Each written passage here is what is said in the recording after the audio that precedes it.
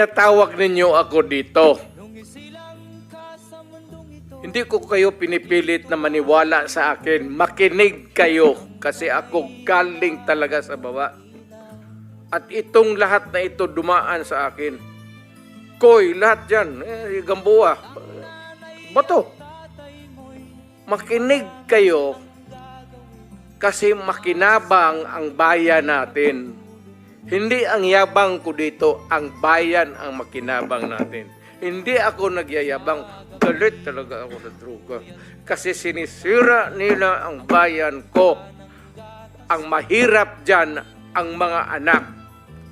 Yun ang sinasabi ko, lalo na yung mga nanay na nagtrabaho doon sa Middle East, na ni-rape, inaabuso ng mga putang ina nila.